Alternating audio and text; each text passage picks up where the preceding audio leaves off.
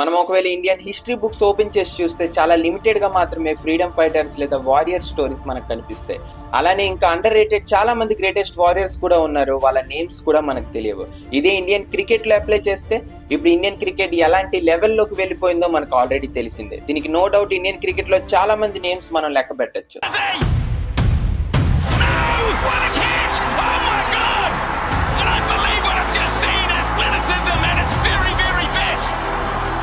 కానీ ఇందులో ఒక అన్సంగ్ హీరో నేమ్ కూడా ఉంది. ఆ ప్లేయర్ లేకపోతే India 2007 T20 world cup, 2011 ODI world cup గెలిచే ఛాన్సే ఉండేది కాదు.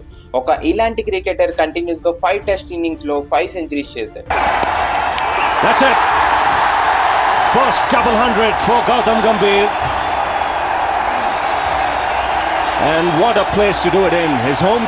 ఈ ప్లేయర్ చిన్నప్పటి డ్రీమ్ ఆర్మీలో జాయిన్ అవ్వాలంట, కానీ లైఫ్ వేరే డైరెక్షన్ లోకి తీసుకొని వెళ్ళింది.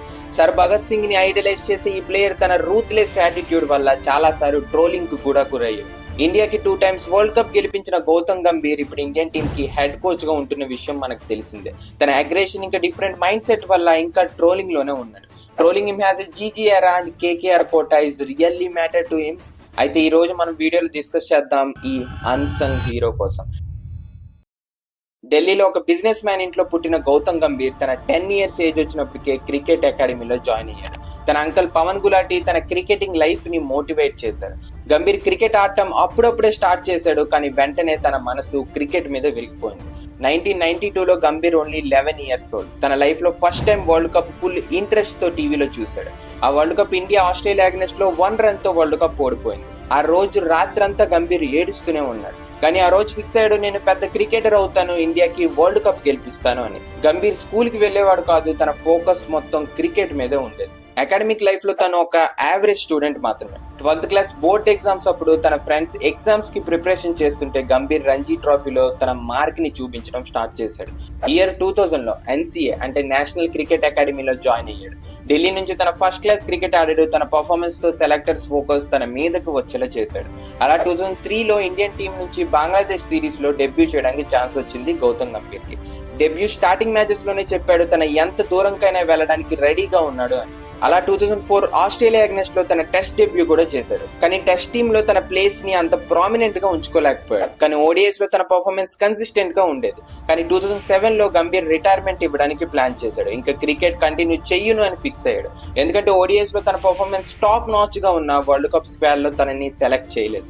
గంభీర్ ప్లేస్ లో రాబిన్ ఉతప్ప లాంటి కొత్త ప్లేయర్స్ మీద టీమ్ ఇండియా ఇన్వెస్ట్ చేయాలనుకుంది. సెలెక్టర్స్ అన్నారు ఏంటంటే టాప్ ఆర్డర్ లో సౌరవ్ గంగోలీ, వీరేంద్ర సెహ్వాగ్, సచిన్ మధ్యలో గంభీర్ కాంబినేషన్ సెట్ అవడం లేదు అని. గంభీర్ కి డిసిజన్ వల్ల చాలా బాధగా అనిపించింది, కానీ సెలెక్టర్స్ ఎక్కువ రోజులు ఆ బాధనే ఉంచలేదు. గంభీర్ కి T20 వరల్డ్ కప్ లో సెలెక్ట్ చేశారు. ఇక్కడ నుంచే గంభీర్ లైఫ్ ఒక టర్నింగ్ పాయింట్ లో తిరిగిపోయింది. టోటల్ టోర్నమెంట్ లో టీమిండియా నుంచి హైయెస్ట్ రన్ స్కోరర్ అయ్యాడు. మొత్తం టోర్నమెంట్ లో 227 runs చేశాడు. ఫైనల్ మ్యాచ్ పాకిస్తాన్ అగెన్స్ట్ లో హిస్టారికల్ 75 runs ఎవరు మర్చిపోగలరు. ఈవెన్ ఈ ఇన్నింగ్స్ వల్ల ఇండియా ఒక రెస్పెక్ట్ఫుల్ స్కోర్ కి రీచ్ అయ్యి India first T20 world cup గెలిచింది. కానీ వరల్డ్ కప్ విన్నింగ్ క్రెడిట్ ఎంత గంభీర్ కి దొరకాలో అంత దొరకలేదు. మీడియాలో హెడ్ లైన్స్ కూడా గంభీర్ నేమ్ కనిపించలేదు.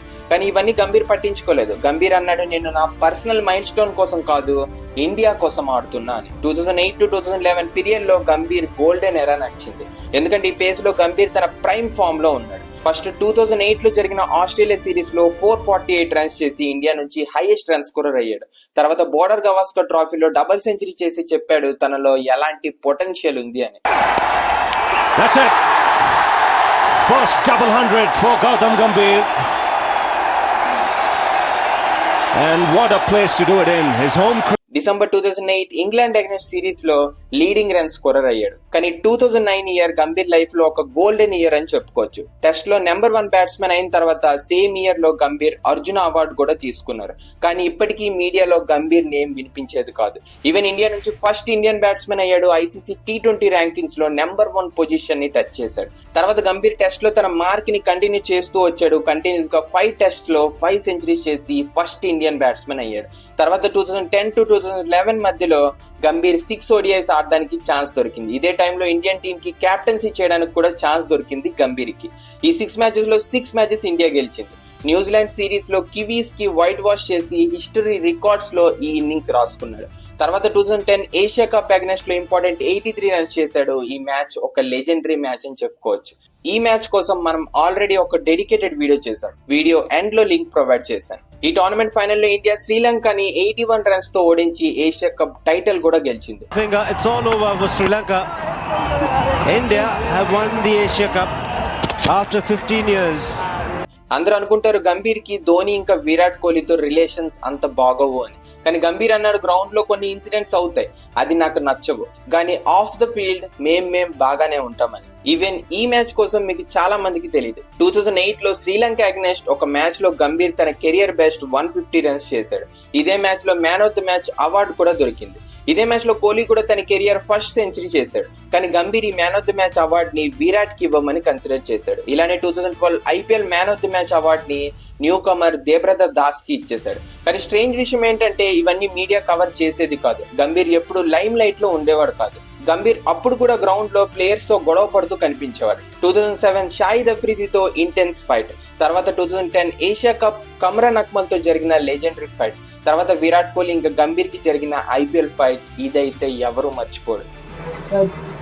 ये दृश्य आपको ज्यादा देखना नहीं पसंद करेंगे. सीनियर मोस्ट क्रिकेटर्स हैं, एक मेंटोर एक टीम के. కానీ అవుట్ ఆఫ్ ద పీక్ ఎప్పుడైందంటే ఆస్ట్రేలియా అగైనెస్ట్ లో షేన్ వాట్సన్ ఎల్బోని ఇంజురీ చేశాడు. దీని వల్ల గంభీర్ ని 2 మ్యాచెస్ లో బ్యాన్ కూడా చేశారు.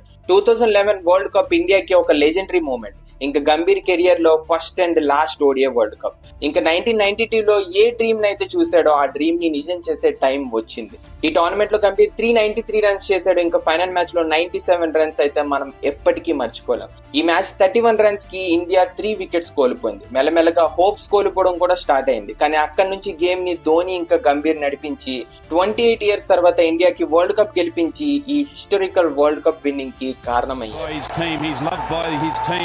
by his country, he's loved by the cricketing world. What an icon of the game. ఈ మ్యాచ్ లో Dhoni excellent 91 runs and winnowing 6 Gambhir and Yuvraj ఇచ్చిన కంట్రిబ్యూషన్ ని ఫేడ్ అవుట్ చేసింది. Dhoni finishes off in style. A magnificent strike into the crowd. India lift the World Cup after 28 years. ఈ world cup తర్వాత కూడా ధోనికి మాత్రమే tournaments credits ఇచ్చారు. Media మొత్తం ధోని ధోని ధోని. కానీ ఇది మర్చిపోయారు, టాప్ ఆర్డర్ కొలాప్స్ అయిన దగ్గర నుంచి ఇన్నింగ్స్ ని బిల్డ్ చేసిన గంభీర్ ఇంకా man of the tournament Yuvraj Singh ని ఇండియన్స్ మర్చిపోయారు.